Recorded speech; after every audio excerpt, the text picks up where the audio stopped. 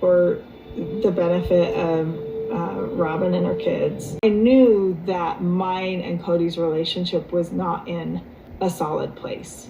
And so it was a very scary moment for me too, because I didn't know what was going to change. I knew it was scary for some of my sister wives too. I remember he had a conversation with Janelle and she was concerned about things changing, and they did. you know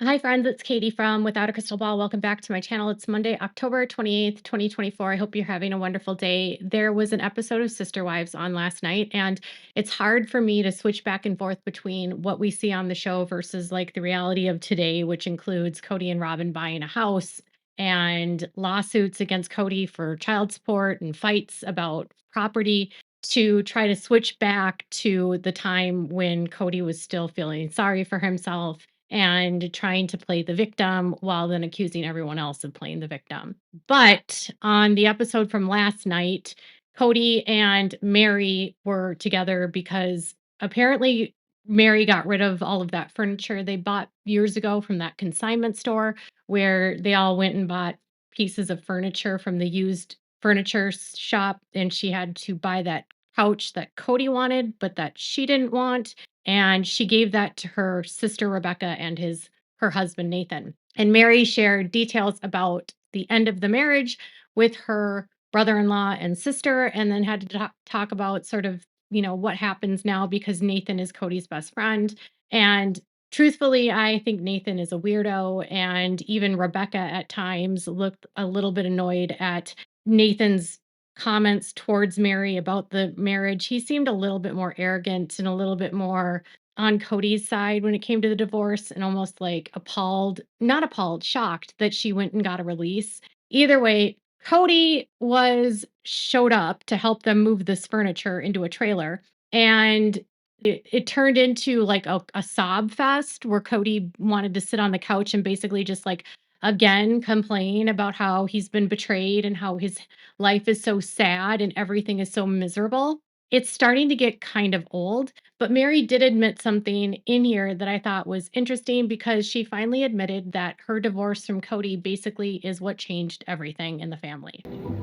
That was very hard emotionally. I believe that Kody really misunderstands my emotion. He has said that he thinks it is because I lost some sort of power. And part of me is like, oh, I didn't know you gave me power. I didn't know that I had any power of being the first wife. That was really kind of weird and insulting because it had nothing to do with that. For the first time ever, Meri says that she gave up her marriage for the benefit of Robyn and her kids. It wasn't about, I divorced Kody because of the kids. It was, I gave up my marriage for the benefit of Robyn first and then the kids. Okay. And then she discusses about how that completely messed up her mind, and because she at the time was not in a good place with Kody. And then once they went through the divorce, she didn't know what was going to happen because she and Kody weren't doing well. And even Janelle was worried that it was going to change everything. And she references a conversation that Janelle actually had with Kody on camera, where she told Kody that she was concerned that Kody was going to marry Robyn and run off in the sunset and leave the family. And then Meri says it did change everything, implying that what Janelle said is true. Kody divorced Meri and ran off in the sunset with Robyn. And that's what happened. And for years, they have all lied about that. They've all said that the divorce did nothing, that nothing changed, everything was the same. They still were serious about their marriages, their spiritual marriages, but that's when it changed. He ran off into the sunset with Robyn. There's a lot of people that hate Robyn, and I get it. But what has become more clear to me in this season 19, is that Kody's driving the bus with everything. He's 100% driving the bus when it comes to decisions, to what he wants, to his it's all about his ego. And whoever he's with is either going to feed his delusions and stroke his ego and enable that, or if they fight against it, they're cast out.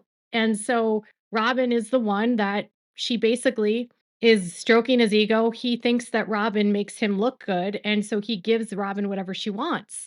And Robyn uses that to her advantage. I don't think that they're soulmates. I think they're using each other.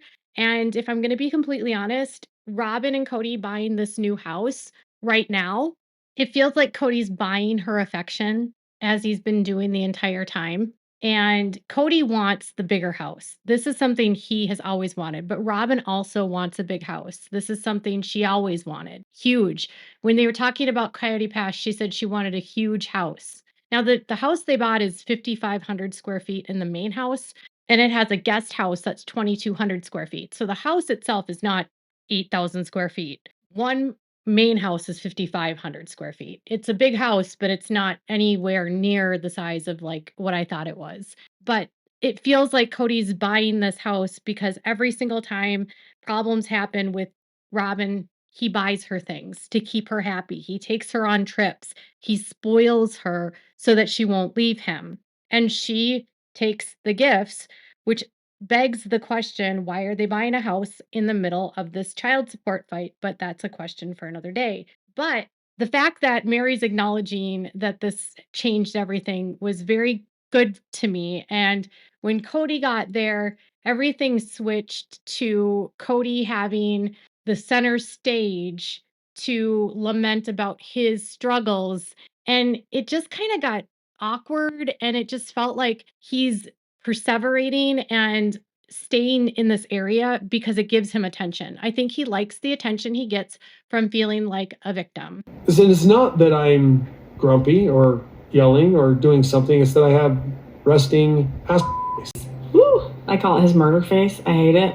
Like, you can't use the murder face on the kids. Get in your pajamas. I'm like, that's too scary. Take it back a notch. Lift the eyebrows. Okay, get in your pajamas. I gotta thank you on behalf of my wife. You've made her a very happy woman. She's excited. Yeah, there's one woman happy in my life now. What I'm finding weird though is that now that Kody is with Robyn, right? And he's with her all the time, his dialogue about his love for Robyn changes and vacillates between this is the love of his life, his soulmate. He's never been in love like this. He has an intimate, deep connection, that whole intimacy that he has with her that he claims he didn't have with the other women. And or it goes to that Robyn and he are in a really bad place. Robyn and he are grieving very differently. She doesn't seem very happy. She seems rather miserable in her life, and she can't let go of what's going on, or she's struggling right now. And so it goes between either he's in the most amazing relationship ever and he and his family have these amazing experiences every day and they always play games together and we are always happy and we have this amazing family, or me and Robyn are in a really bad place. And I can't decide if when he says that they are amazing, it is just his ego, or if that they are in a bad place because now they've bought a new house, right? And I recognize this was in 2023, the beginning of 2023 when all of this was filmed. But at the same time, like, I'm having a hard time buying that the relationship with Robyn and Kody is so bad. It almost feels like either he's lying about it or he's starting to turn on Robyn. But I've noticed that he's been more willing to say negative things about Robyn this season. And it's kind of how it started with the other women. Like, once the luster wore off of the newness, and once things started not going perfectly with each one of the women, he then started speaking about them negatively. And he is starting to speak more negatively about Robyn, which you can do whatever you want with that. Is it for the storyline? Is it the truth? Why did they buy this big house if they aren't in love? Kody doesn't make sense. When Kody was having problems with all the other women before, he moved them all to Flagstaff. And he did that to get access to their equity. I don't know what he's doing now with this new house and if he's doing the same thing to Robyn or if it's a gift to keep her happy. But either way, his conversations about Robyn are very different.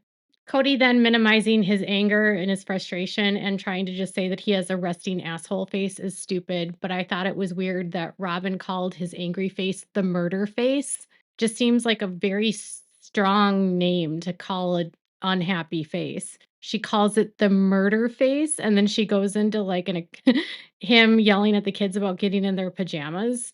I don't know.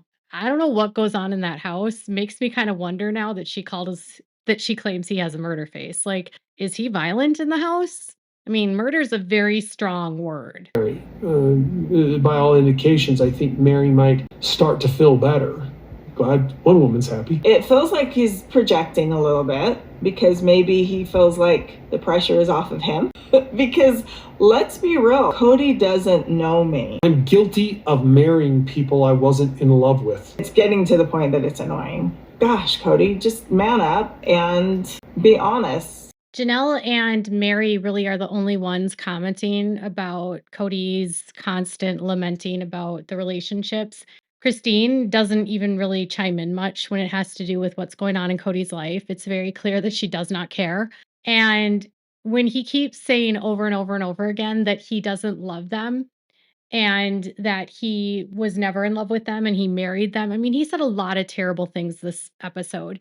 And when her sister Rebecca kind of pushed back at him and was like, well, Janelle and Christine left you, so it's a little bit different, but you told Meri that you didn't want to be married to her anymore. So this is your fault, because he's now sitting there being sad and acting like he's sad because it ended, even though he said that he didn't want it. What he's actually mourning is his ego. I learned that this episode, right?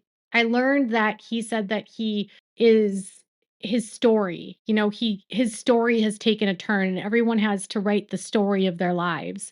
And he had already had his life story written and now it's changed. And that change is hard for him. It's his ego, right? He went on to further discuss this concept of eternal marriage, and he made a pretty disgusting comment about the women. The eternal marriage, I think the don't get divorced. Jesus said not to get divorced. But it's a big concept. I don't know what to think about it other than it offends me to think that I would be stuck with those three women. It literally does. It's like it offends me to think that God would cause me or them to suffer. Let's hang on that and stop making people stay in these terrible relationships. It's very strange that Kody would say that he's offended that he would have to spend eternity with Janelle, because next episode he's going to tell Janelle he wants to get back together with her only because she wants money for Coyote Pass and she wants to be bought out and he wants to not have to pay her. So his solution for everything is let's be a couple again, which kind of begs the question about how in the same episode he talks about how he and Meri are getting along better, and it's just so weird. And gosh, why couldn't it have been like this before? Why couldn't we have liked each other more? And it's like, again, it seems like he's upset that his money is walking out the door. I don't think that he actually views these people as actually people. He just views them as an opportunity or whatever. But this concept that he would be offended about being in eternity with these women. Excuse me, mister. You were left by two of them.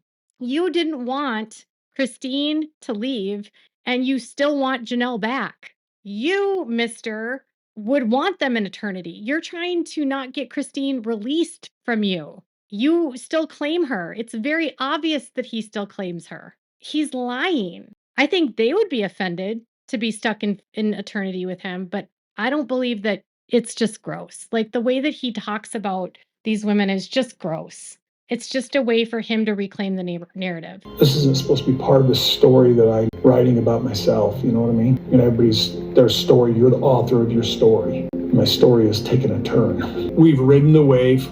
We've crashed the ship. We survived, we're on the shore, but we crashed the ship. That's the realization. We crashed the ship. And that does make me terribly sad. I'm starting to wonder how many more episodes this season we're going to listen to Kody cry about his relationships that have broken down because he was a complete jerk and pushed all the women away because he wanted to be with Robyn. Why can't Kody just be honest that he divorced Meri and he rode off into the sunset with Robyn. He had nothing to do with Meri for 10 plus years. He barely interacted with Christine, and he showed up for booty calls apparently with Janelle. His conversations and limited contact with his family is what eroded the entire situation. And then throwing all the money on himself, showering himself on it, and then showering it on Robyn